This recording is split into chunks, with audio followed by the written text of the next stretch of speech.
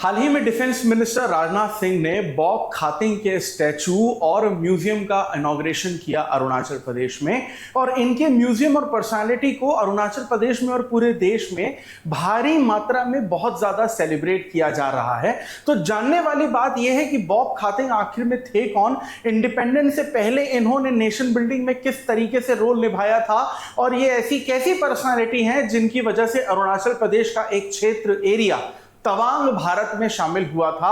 तो इतनी great personality के हिस्टोरिकल कंट्रीब्यूशन को आज के इस वीडियो में हम डिटेल में और आसान भाषा में समझने की कोशिश करेंगे। Welcome to Chahal academy, this is Anubhav दीपानी।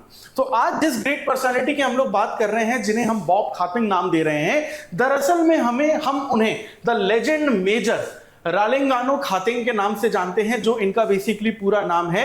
अब हाल ही में न्यूज में ये इसलिए रहे हैं क्योंकि राजनाथ सिंह ने, जो हमारे डिफेंस मिनिस्टर हैं, उन्होंने तवांग में इनका जो म्यूजियम है, इनके नाम पर म्यूजियम जो है वो इनॉग्रेट किया है। और अरुणाचल प्रदेश का जो तवांग क्षेत्र है, कहा जाता है कि इन्हीं की वजह से वो बेसिकली भारत का यहां पर हिस्सा बना था। और ये जो बेसिकली इनका जो म्यूजियम या स्टैचू जो इनॉग्रेट किया गया है, वो नेशनल यूनिटी डे पर, यानी सरदार वल्लभ भाई पटेल की एनिवर्सरी या जयंती पर ही किया गया है। तो अब हिस्टोरिकल बैकग्राउंड के थ्रू समझने की कोशिश करते हैं कि बॉब खातिंग आखिर में थे कौन। देखिए, बॉब खातिंग का जो जन्म है वो 28 फरवरी 1912 में मणिपुर के एक डिस्ट्रिक्ट उखरुल में हुआ था। और ये तंगखुल नागा कम्युनिटी से बिलोंग करते थे। जो इनिशियल इनकी एजुकेशन थी, स्कूल था, वो तो इम्फाल में हुआ था, लेकिन बाद में इन्होंने गुवाहाटी के कॉटन कॉलेज से अपनी पूरी की पूरी ग्रेजुएशन की है। अब जब इन्होंने अपना करियर शुरू किया तो ये एक एजुकेटर के तौर पर थे, यानी कि एक स्कूल था उखरुल हाई स्कूल, उखरुल वही जगह जहां पर ये पैदा हुए थे, वहां पर इन्होंने हेडमास्टर के तौर पर अपनी जो नौकरी है वो शुरू की थी। बाद में इन्होंने आसाम के दारांग डिस्ट्रिक्ट में खुद का एक स्कूल भी स्टैब्लिश किया था। लेकिन जब 1939 में वर्ल्ड वॉर 2 शुरू हो जाता है तो ये इंडियन आर्मी में शामिल हो जाते हैं और ब्रिटिशर्स की तरफ से जापान और बर्मा के ब्रिटिशर्स की तरफ से ये इंडिया में और बर्मा में जापानीज आर्मी के खिलाफ ये लड़ाई करते हैं। तो यानी कि सीधे हेडमास्टर से ये आर्मी की तरफ चले जाते हैं जब सेकेंड वर्ल्ड वॉर यहां पर इनका शुरू होता है। तो अब ये जो बेसिकली तवांग का एक्सपीडिशन है, यानी कि बॉब खातिंग ने जो तवांग को इंडिया में अरुणाचल प्रदेश में शामिल करवाया, ये बात कर रहे हैं हम लोग 1951 की, जब ये इंडियन फ्रंटियर एडमिनिस्ट्रेटिव सर्विसेज यानी IFAS के यहां पर मेंबर थे। अब जो गवर्नर थे आसाम के उस वक्त के, जिनका नाम था जयराम दास दौलतराम, इन्होंने खातिंग को यहां पर एक टास्क दिया था कि अरुणाचल प्रदेश का जो तवांग क्षेत्र है उसको भारत में मिलाने की जिम्मेदारी हम आपको यानी कि बॉब खातिंग को देते हैं, क्योंकि वो एरिया स्ट्रैटेजिकली बहुत ज्यादा इंपॉर्टेंट माना जाता है आज भी इंडिया और चाइना के रिलेशनशिप की जब हम लोग बात करते हैं। क्योंकि उस वक्त ऐसा कंसर्न था कि चाइनीज आर्मी जो है वो तिब्बत पे अटैक करने वाली है, और तिब्बत को अगर चाइना अपने अंडर ले लेता है तो इंडिया और चाइना के बीच में जो बॉर्डर इशू है वो बहुत ज्यादा बढ़ सकते हैं, जिसमें तवांग एक बहुत इंपॉर्टेंट एरिया या बॉर्डर एरिया यहां पर साबित हो सकता है। इसीलिए तवांग को इंडिया में मिलाना शामिल बहुत ज्यादा जरूरी हो गया था। अब 17 जनवरी 1951 से ये पूरी की पूरी जो कहानी है वो शुरू होती है। 17 जनवरी 1951 को जंगल वॉरफेयर शुरू होता है तवांग की तरफ से। लोखरा कैंप जो है, जो आसाम के चारोदार के पास था, वहां पर ये आसाम राइफल में शामिल हो जाते हैं। बॉब जो जिस लेजेंड की हम लोग बात कर रहे हैं, और एक्सट्रीम वेदर सिचुएशन के बावजूद ये अपनी आर्मी को पूरी तरीके से वापस लेकर जाते हैं। और 14 फरवरी 1951 वो डेट है जब तवांग को हिस्टोरिकली इंडिया का पार्ट बना दिया गया था और भारत का झंडा या तिरंगा वहां पर लहराया गया था। इसके लिए इन्होंने जो लोकल लीडर्स हैं उस वक्त के तवांग के या फिर अरुणाचल प्रदेश के, उन लोकल लीडर्स की भी बहुत ज्यादा मदद की थी। इसके अलावा इन्होंने एक वहां पर लोकल एडमिनिस्ट्रेटिव सिस्टम भी स्टैब्लिश किया था, जिसे गांव बुरास यानी कि विलेज एल्डर्स के नाम से जाना जाता है, ताकि इनकी जो लोकल प्रैक्टिसेस है, ट्रेडिशनल प्रैक्टिसेस है, उनका गवर्नेंस जो है अरुणाचल या तवांग में लगातार यहां पर किया जा सके। अब हिस्टोरियन है एक बहुत बड़े, जिनका नाम है क्लॉड आरपी। क्लॉड आरपी ने भी अपनी किताब में इंडो चाइना रिलेशन या इंडो-सीनो रिलेशन के बारे में ये बात क्लियरली की है कि तवांग को जो इंडिया का पार्ट बनाया गया था उसमें बॉब खातिंग का हमें यहां पर बहुत बड़ा रोल देखने को मिलता है। अब अगर हम लोग बॉब खातिंग के आर्मी सर्विस रिकॉर्ड की अगर बात करें तो बहुत सारे अर्ली रिकॉग्निशन और अवार्ड जो है वो बॉब खातिंग को यहां पर मिले हुए हैं। जैसे सेकेंड वर्ल्ड वॉर में जिस तरीके से बहादुरी से उन्होंने ब्रिटिशर्स के फेवर में लड़ा था, तो इसके लिए उन्हें member of the British Empire का अवार्ड मिला था, क्योंकि इंडिया और बर्मा में बॉब खातिंग ने बहुत सारे अलग अलग ट्रूप्स का लीडरशिप किया था जापानीज आर्मी के अगेंस्ट। इसके अलावा इन्हें मिलिट्री क्रॉस जो है वो भी दिया गया था, जो बेसिकली इनकी ब्रेवरी और ड्यूटी को पूरी तरीके से दर्शाता है। वहीं कमीशन हुए थे ये इंडियन आर्मी में 1942 में, जो 911 हैदराबाद रेजिमेंट थी, जो बेसिकली जिसे आज हम लोग कुमाऊं रेजिमेंट के नाम से जानते हैं, उसे पहले 911 हैदराबाद रेजिमेंट के नाम से जाना जाता था। उसमें भी ये 1942 में शामिल हुए थे।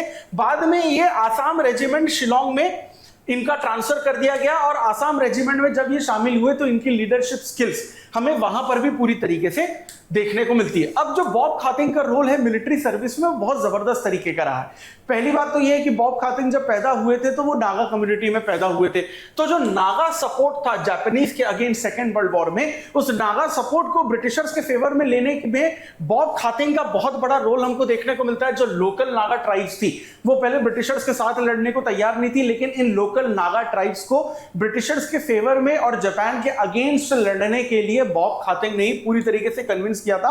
और फिर बाद में ये जो लोकल नागा ट्राइब्स हैं वो अलाइड फोर्सेस में, यानी कि आपके ब्रिटिशर्स की फोर्सेस में पूरी तरीके से शामिल हो गए थे। बर्मा और इंडिया में इनकी लीडरशिप स्किल हमको काफी देखने को मिलती है। मेजर इनका जो रोल था वो लोकल सपोर्ट ब्रिटिशर्स की तरफ लेके आया था, that was basically very important.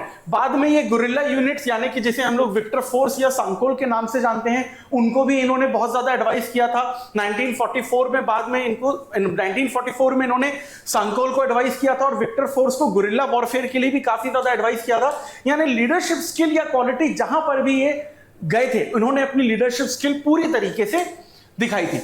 इसके अलावा इंटेलिजेंस और सप्लाईज यहां पर ऑर्गेनाइज करने में बॉब खातिंग का बहुत ज्यादा इंपॉर्टेंट रोल था, क्योंकि जब भी हम लोग वॉर की किसी भी तरीके की सिचुएशन देखते हैं तो इंफॉर्मेशन जो होती है वो सबसे ज्यादा इंपॉर्टेंट होती है।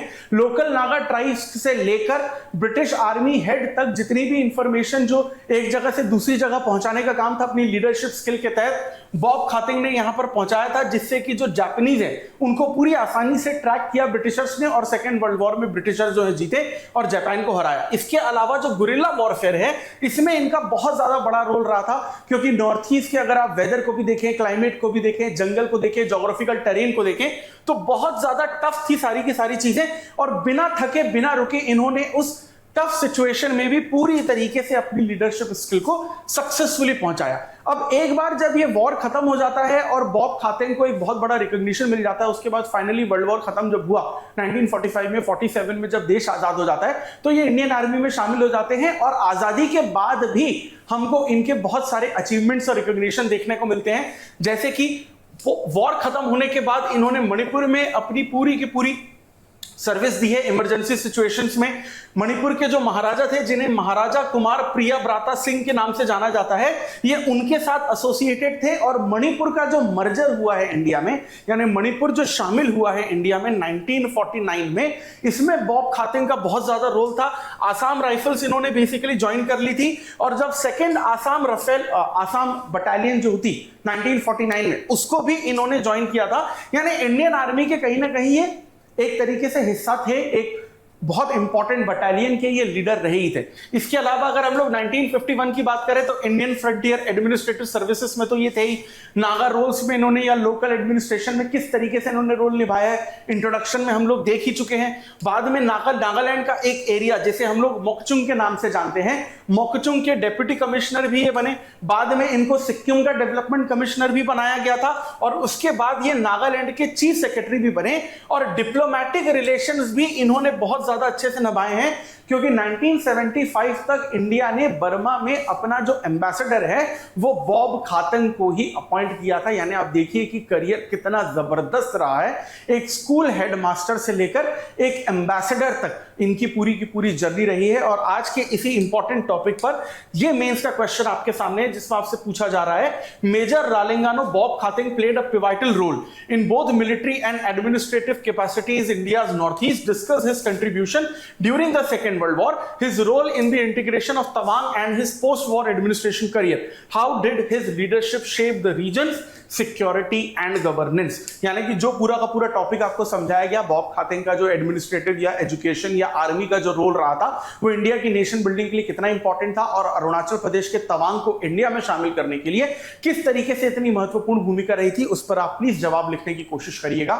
और इसी तरीके के इंपॉर्टेंट टॉपिक्स को अगर आप डिटेल में और आसान भाषा में समझना चाहते हैं जो आपके यूपीएससी सिविल सर्विसेज एग्जामिनेशन की प्रिपरेशन को और आसान बनाएगी, so for that please stay tune to Chahal academy. और अगर आप चाहते हैं कि बॉब खातिंग जैसी पर्सनालिटी के बारे में इस देश के हर बच्चे और नागरिक को पता चले, ताकि हमारी आने वाली फ्यूचर जनरेशन लगातार इस तरीके की पर्सनालिटी इंस्पायर हो सके, तो इस वीडियो को ज्यादा से ज्यादा लाइक और शेयर करिए and subscribe to Chahal academy YouTube channel.